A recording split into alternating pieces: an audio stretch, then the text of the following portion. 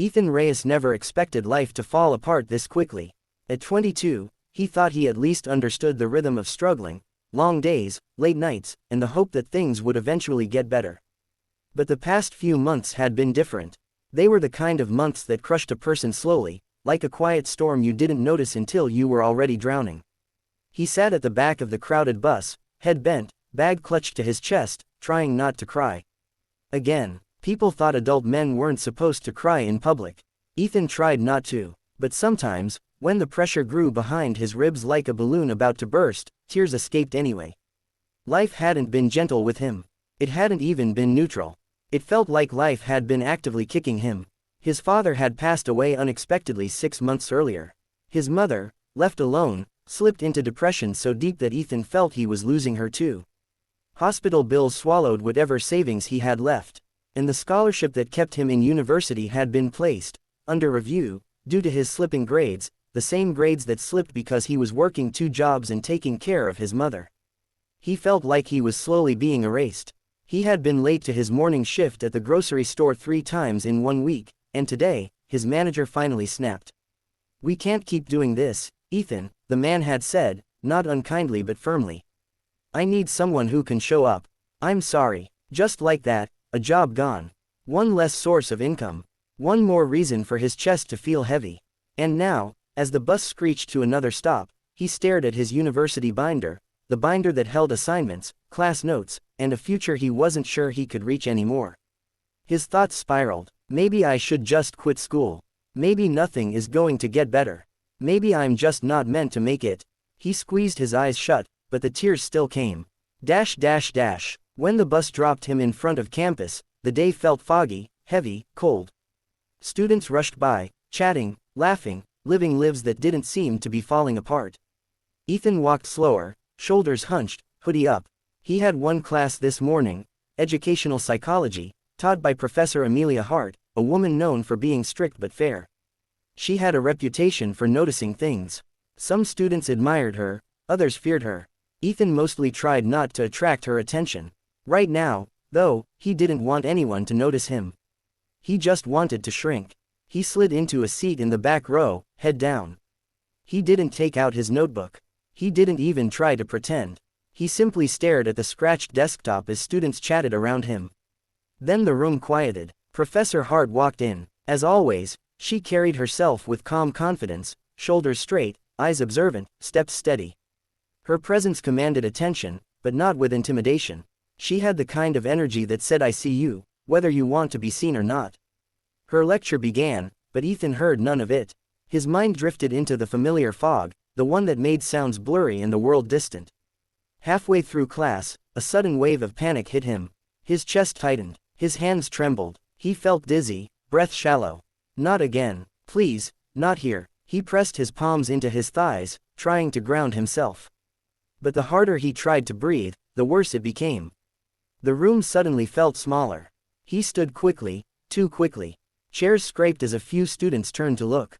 Ethan kept his head down, muttered something, and rushed toward the door. He didn't make it outside. He collapsed onto a bench just outside the classroom, gripping the edges as if the world were moving beneath him. His breaths came fast and broken. His heart pounded painfully. It wasn't the first time he'd had a panic attack, but it was the first time it had happened in front of others. He buried his face in his hands. "I can't do this. I really can't do this anymore." A moment later, the classroom door opened softly. He didn't look up. He didn't want to see the stairs. But he heard footsteps, slow, calm, deliberate. Then a gentle voice. "Ethan." His blood froze. Only one person would use that tone. Professor Hart. He wiped at his face quickly, trying to hide the tear streaks, but she had already seen everything. She moved around the bench and sat next to him. Not too close, not too far, just close enough to say she wasn't leaving. "I'm okay," he lied instantly. Professor Hart didn't respond with questions. She looked at him quietly, letting the silence be soft instead of suffocating. After a moment, she said, "Your breathing is too fast. May I help you slow it down?" Ethan hesitated, then nodded. She guided him through slow breaths, 4 seconds in, 4 seconds out, until the trembling started to ease. When his breath had settled, he whispered, "I'm sorry for having a human moment." She asked gently, There's nothing to apologize for. Something about her tone, steady, warm, patient, loosened something inside his chest. But the shame remained. I shouldn't have left class. I'm glad you did, she countered. You stepped out before it became worse. That's smart, not wrong. He swallowed hard. His voice cracked as he asked, Did everyone see? Some students noticed you leave, she admitted honestly. But no one judged you. He nodded, though he wasn't sure he believed it. Then Professor Hart shifted slightly to face him more fully. Ethan, she said softly, I've been teaching for 15 years. I've seen students struggle, but you've been carrying something heavy for a while now.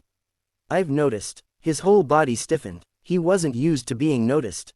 Not like this. I don't want to pry, she added gently. But I am concerned. Her words broke something fragile inside him. He lowered his head, voice barely a whisper. It's been a lot. She didn't rush him. She didn't ask for details. She simply waited, giving him space to speak if he chose to. And maybe it was her patience, or maybe it was because it had been months since anyone asked him how he was doing. But he found himself talking.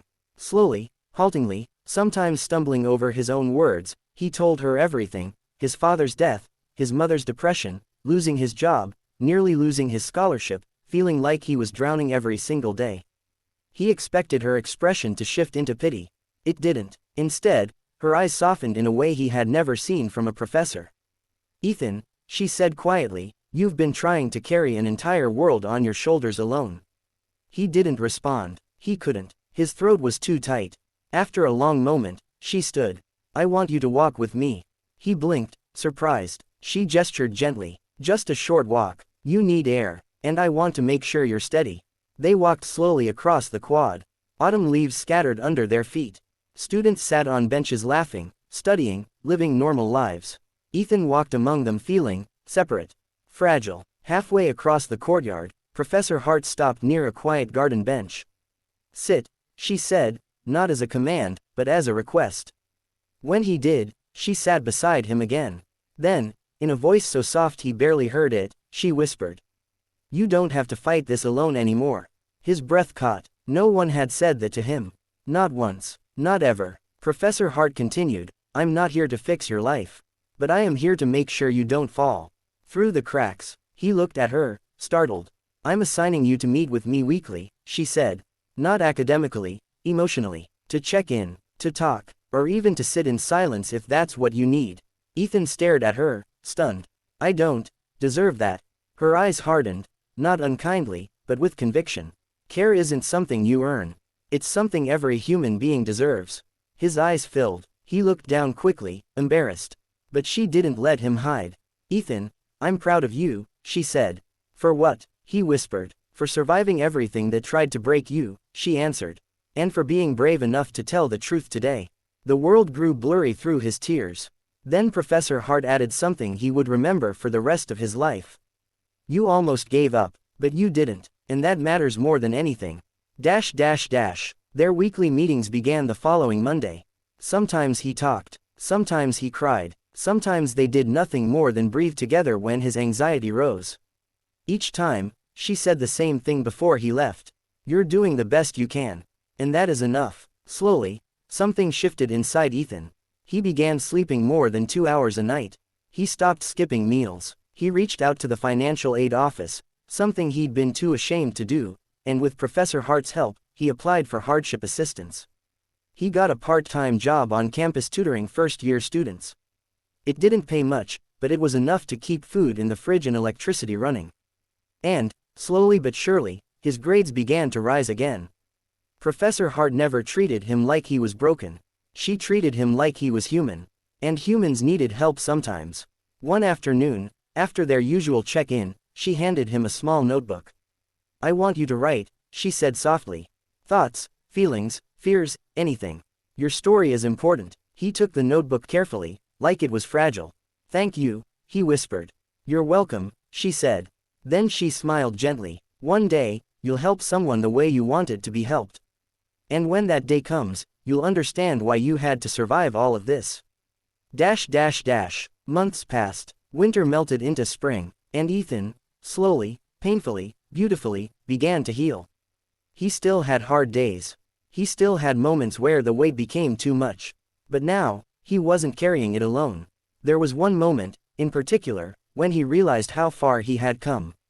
It was a warm spring afternoon. Campus was buzzing with life. He walked by the same bench where he'd once broken down. And there, sitting with shaking hands and tearful eyes, was a freshman he recognized from one of his tutoring sessions.